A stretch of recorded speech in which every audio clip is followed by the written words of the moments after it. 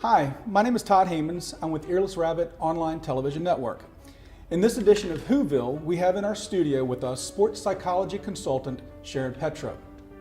The name of her business is Head Coaching. Good morning, Sharon.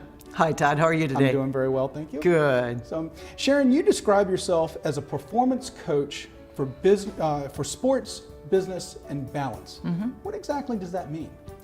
Well, first and foremost, I'm a teacher and a coach, and most of my experience in those roles have been in athletics.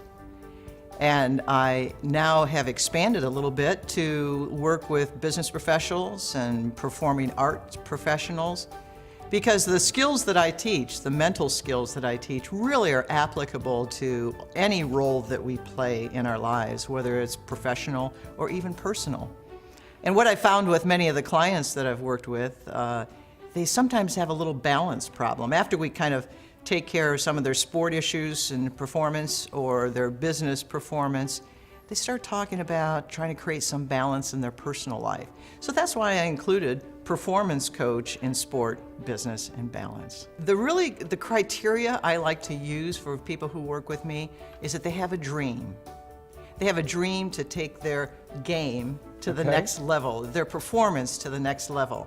And if they're committed to doing that, I am more than happy to work with them. What would trigger someone to seek out a sports psychologist, consultant, such as yourself? Usually it's frustration. They typically feel that their potential is so much greater than their actual performance. And in that, and knowing that, they sometimes experience a lot of high anxiety, a lot of stress, but often folks don't know how to make that happen. We have this kind of myth that, well, you're either mentally tough or you're not. But there's skills that can be taught, just like how to hit a better forehand in tennis or how to improve your golf swing. I help people break down the mental skills and teach them how to improve their thinking. How do you get to the point of understanding what it is that they need to get to the next level? I think one of my skills is I've really been trained and work at asking better questions. And I ask some good questions to try to get to the core of their issue, and then I listen. I listen to their story. What is the WIN method, and how did you develop that?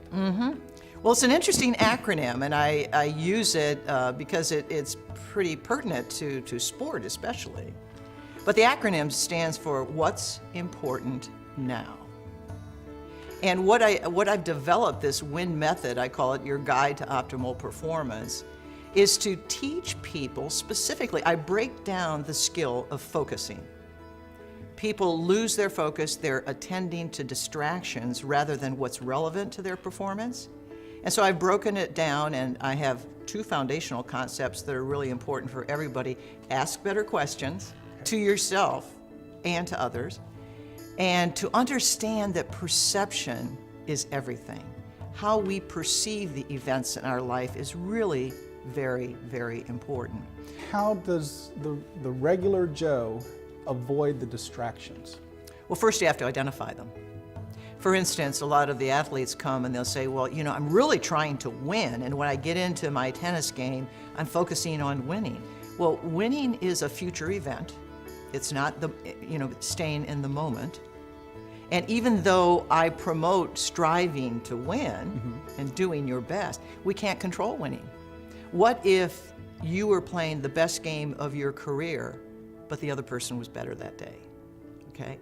So you can't, focusing on the other, focusing on the outcome is basically a distraction when you're in the moment. Now, planning to win, being prepared, working hard, having a good training program, being committed to your training program, all of that is critical.